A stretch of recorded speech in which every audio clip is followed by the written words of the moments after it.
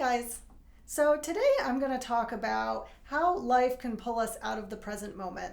And this video is going to be especially good for those of you who find yourself often thinking about the future or planning what you're going to do next, or perhaps wishing that your life was different than it is right now. So let's go ahead and dive in.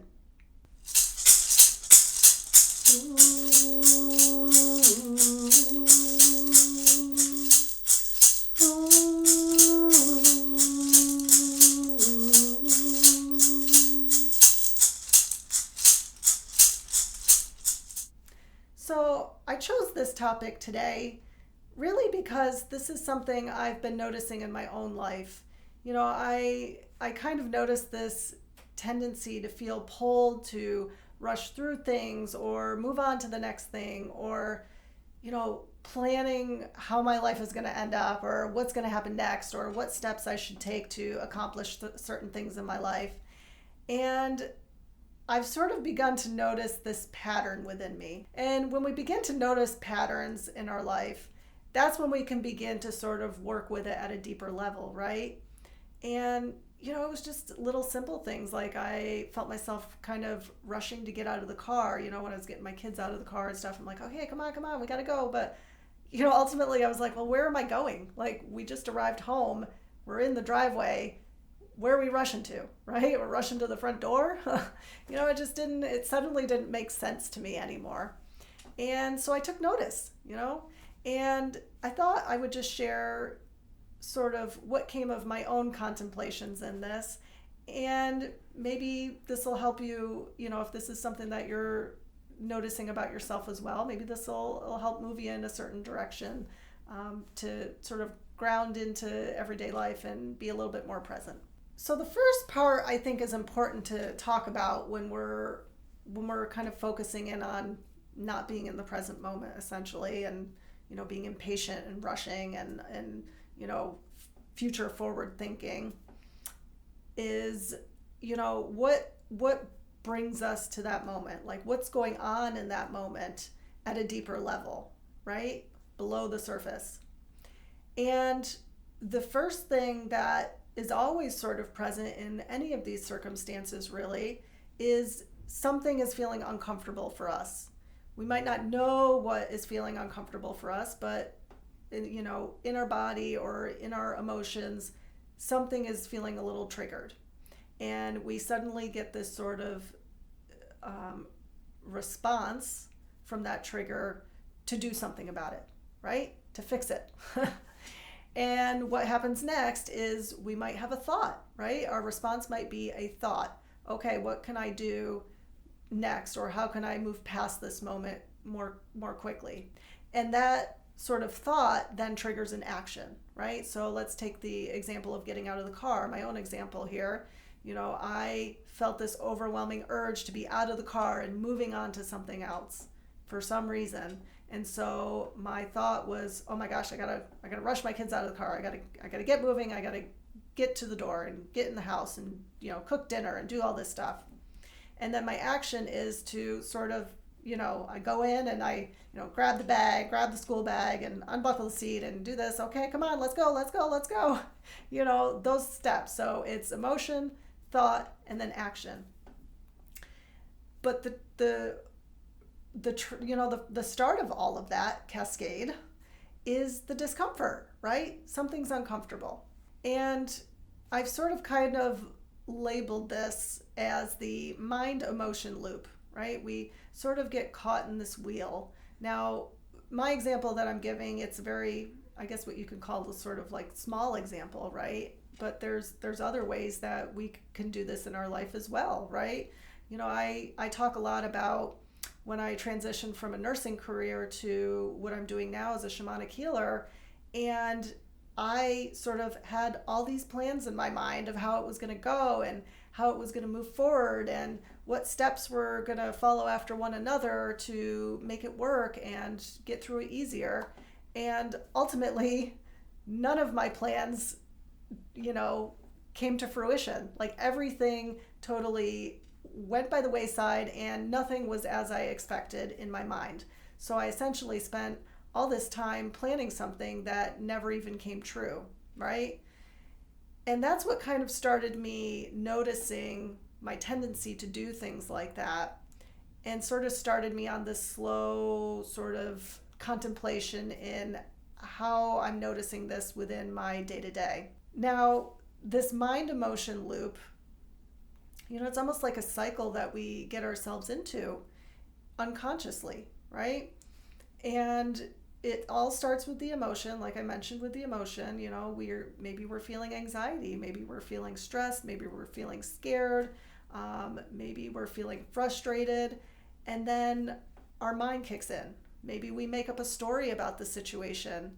If we feel anger towards someone rising up for something, maybe we're making up something in our head that, well, they don't like me, or they're just doing this to be difficult, right? We're making up something in our mind and coming to certain conclusions. And then what we do with those conclusions, or what we do with those thoughts, is maybe we start making an action plan in our mind. We start saying, well, what can I do to fix this? Or what can I do to change things? And what can I do to make things different than they are right now? And then when we do the action, maybe this clears things in the moment and it subsides. But what happens again, right? What happens next?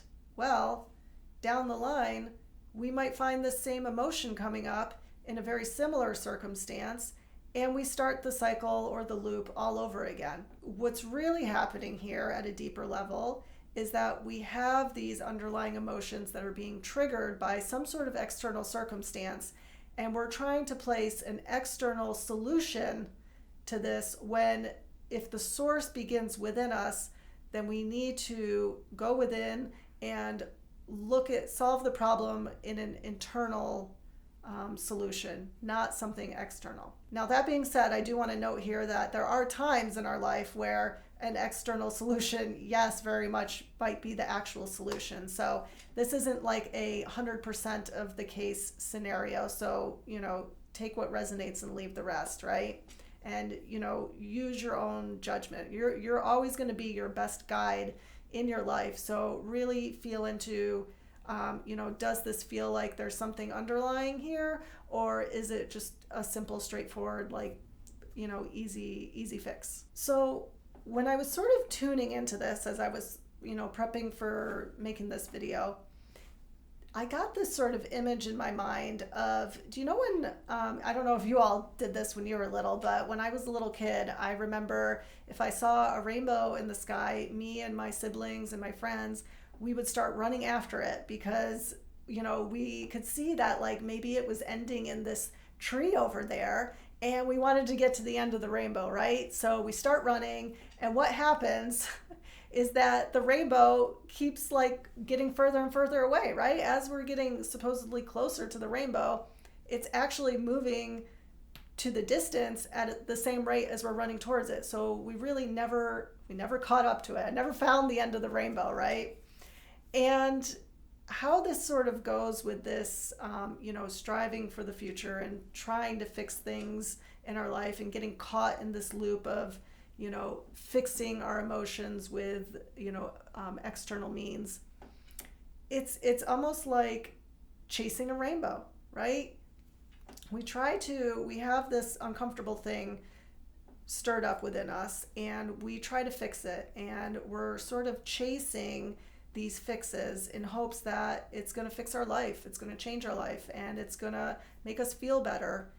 But ultimately, just like the rainbow, it's all an illusion, right? We think that these things are coming outside of us and the solutions are outside of us, but the reality is that they're internal, they're within us, and that's where we have to go to really have solid, lasting transformation in our life, right?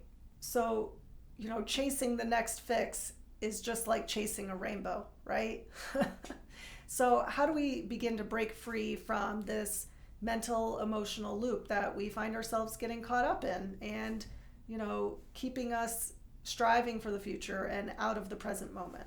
So the very first aspect that, we need to sort of have to break out of this loop that maybe we find ourselves caught in is awareness, right? If we set our intention to bring awareness to the actions that we do in our day to day and the emotions that we're feeling in our day to day, then that awareness is going to sort of tell our energy center or our inner spirit or our higher self or our inner knowing, whatever you want to call it, whatever term you want to use for yourself, it's going to tell it that we're ready to sort of go within and begin to look at those things that are being stirred up within us, right? We're not content to just put them on a shelf or stifle them down anymore, and we're ready for real change and transformation in our lives.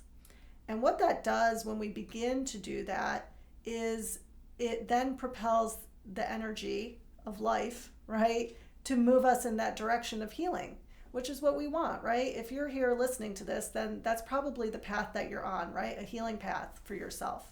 What I want to share today to sort of help begin to cultivate this awareness, right? This is almost like a muscle that we want to build.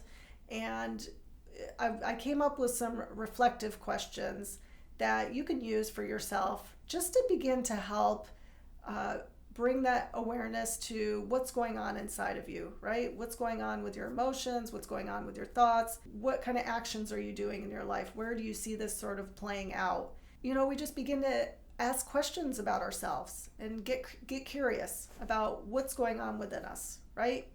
And a lot of times these sort of painful parts of us that we've held inside for a long time, we've also ignored them for a long time. And so this begins to let them know that we're present and we're giving them attention and, we're here for them and we're ready to sort of see what maybe they have to tell us. A lot of the sort of, in my own experience anyway, this sort of need to control things and, manipulate the future or, control my environment, right? A lot of it stems from this sort of deep sense of maybe not feeling safe in my environment or needing to control my environment because growing up there wasn't a lot of control that I had about circumstances in my life, so it's almost like holding on for dear life, right? And so as we bring our awareness within, we also tell our body that we are here to support them and it's okay to sort of relax that tension and ease up on life, right? And just go with the flow in a little bit better way. And we do this little by little, right? It's not a snap your fingers, it's done kind of thing. This is small steps over time, right? Small steps lead to big transformation is what I always say. So let's go ahead and dive into what some of the questions are here. So I broke these reflection questions down into 3 different categories. So awareness of emotions, awareness of thoughts, and awareness of actions. So the first one is awareness of emotions. And you can do these in any order that you like, just to be clear. But this is just the order I'm going to go into, especially since, I find with my own circumstance that this is kind of how they tend to flow when I get triggered. So I like to kind of go in that order personally. So awareness of emotions. So the question that you can ask yourself is, what big emotions have I had today? Or you can, plug that in with this week. If you want to just do these weekly, that's fine too. So what big emotions have I had today? Or what big emotions have I had this week? And just feel into that. Were you feeling sad? Were you feeling scared? Were you feeling angry? Were you feeling frustrated? I mean, there's so many different variety of emotions. There is if you have trouble kind of coming up with it, because a lot of times we go for those simple ones like sad, anger, happy, joyful, all those things. Brene Brown has a really good book that I like to sometimes resource when I'm looking through emotions and stuff. It's called Atlas of the Heart. So you can check that out if you want just a little bit more vocabulary to express your emotions and you're having trouble sort of coming up with different ones. So number 2, the question, reflection question. This is for awareness of thoughts. And one question that you can ask yourself is, what kind of judgments did I find myself having either towards other people or other situations? So, judgments are a lot of times when we are feeling triggered in some way, especially in circumstances that maybe involve other people or obviously situations, right? We're in life, so we're running into situations. Something's come up that's triggered us. And our thought is oftentimes some sort of judgment about something, whether it be, that person is being irritating, or, bad things always happen to me. What are these sort of judgments or beliefs or, thoughts that are coming up in regards to these situations that you're feeling triggered in? And the last reflection question is awareness of action. And this one is just, where can I recall moments where I was rushing or feeling impatient?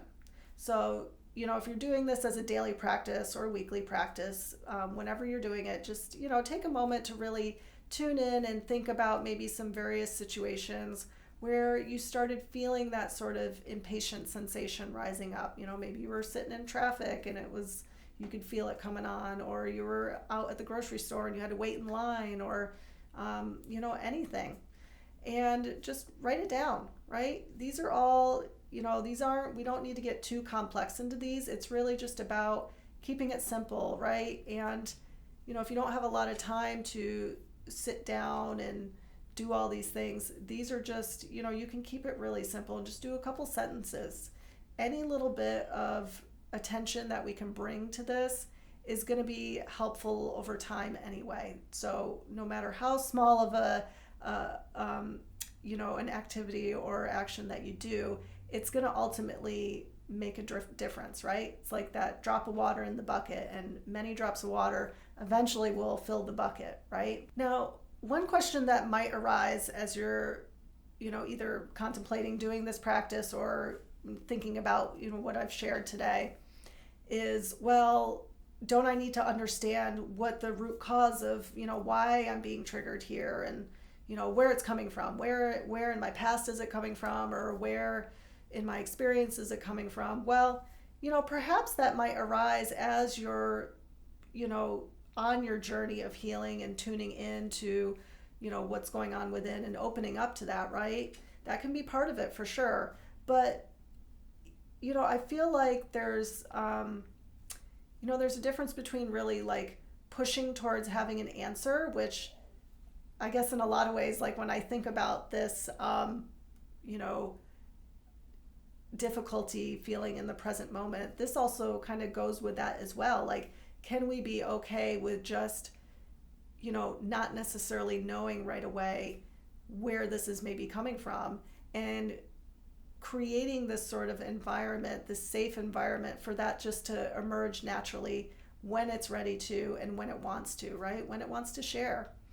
And so, I really encourage you to not worry about that when you're doing this journaling activity or this reflective activity. You don't have to write down your answers, but I find that writing down helps to sort of get out the emotions, right? We don't want to bottle them up anymore. And also keeping track of things. I always say, especially with healing stuff, like information in, information out, right? Our intuition kind of works in that way, where it sort of breezes into us, and we might get this sort of sudden thought or inspiration, and if we don't write it down, it can kind of float away on us. So I encourage you to write it down as you're doing this, and not worry so much about where everything's coming from, right? So go ahead and give this activity a try and see how it goes for you. And just remember that small steps equal big transformation in your life. So keep going, keep healing, and don't be afraid to go within. If you enjoyed today's content, please consider a like and subscribe. I appreciate the support from my channel. If you want to follow along with my work a little bit more closely, then you can sign up for my monthly newsletter. And if you're interested in healing services or free resources, then you can visit my website, thespiritwithin.com. I also post some blog writings where I share a little bit more about my own personal healing journey, and you can find that on my website too. I'll put the link in the description below. I really appreciate you all joining me today, and take care until we see each other again. Bye, guys.